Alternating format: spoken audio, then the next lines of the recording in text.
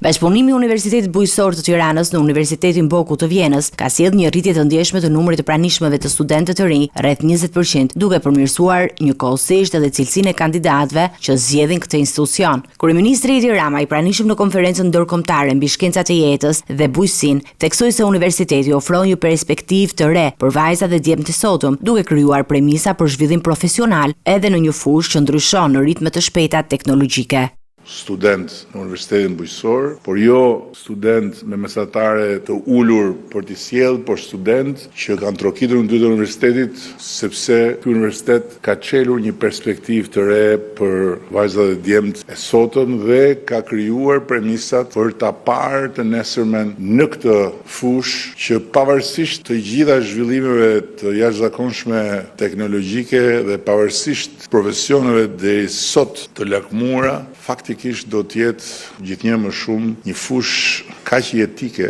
sa vlerësimi për njerëzit që do të punojnë në këtë fushë do të vijë vetëm duke u rritur edhe në aspektin financiar. Rama nënvizoi gjithashtu rëndësinë e reformës së Autoritetit Kombëtar të Ushqimit, ku Universiteti Bujqësor do të ketë një rol aktiv në vlerësimin e profesionistëve të punësuar, duke minimizuar ndikimet e tjera të jashtme në procesin e punësimit. Dua të ftoj të gjithë ata student që do të kishin dëshirë të përfshiheshin nesër në këto inspektoriate, apo ata që kanë mbaruar Universitetin Bujqësor dhe që